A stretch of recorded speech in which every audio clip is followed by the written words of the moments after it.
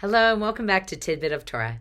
This morning while I was teaching a study group studying about tzedakah, about righteous giving priorities according to Jewish values, text, and tradition, someone asked me an interesting question, which was, Rabbi Shulman, what is a ger? What is a ger? I paused because there's so many different words on the one hand that we can think of to translate that, and none of them are quite perfect. We might say a ger is a sojourner, a migrant, someone who's born somewhere else and comes to live with different people, even a convert, a resident alien, so many different words that we might use to describe a ger. But what I really wanted to say is that we are gerim. There is so much in the Jewish ethos about protecting, loving, taking care of, and identifying with the ger, someone that moves to live in our community. So much so that the Torah mentions no less than 36 times that we must love the stranger and not oppress the stranger.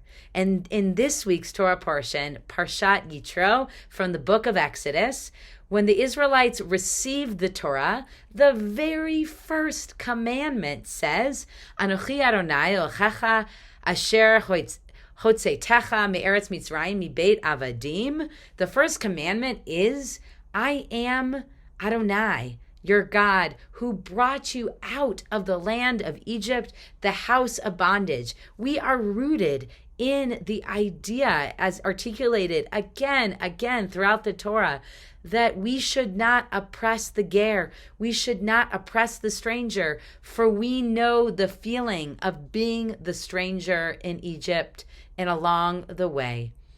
Specifically, Exodus 23:9 reminds us, having yourselves been strangers in the land of Egypt.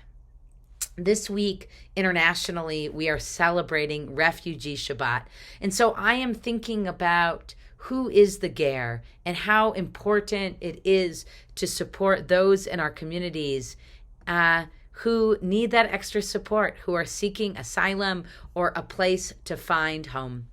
At the end of 2022, there were 108.4 million forcibly displaced people worldwide. 35.3 million of those were refugees. 5.4 million were asylum seekers, and the rest, 62.5 million, were internally displaced peoples.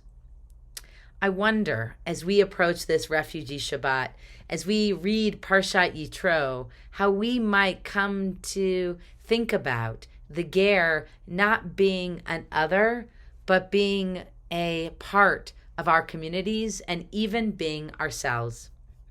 It's not a coincidence that Moses and Sipporah named their child Ger Shom, meaning I was a stranger in a foreign land. The Torah explains to us, Ger Sham, like a sojourner, a stranger there.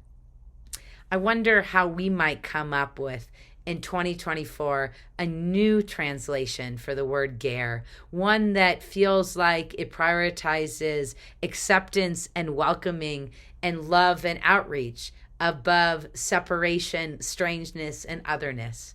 I wonder if maybe you can help me come up with a better translation rather than those I've shared.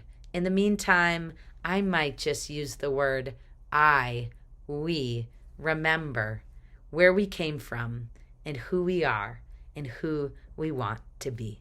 Shabbat Shalom.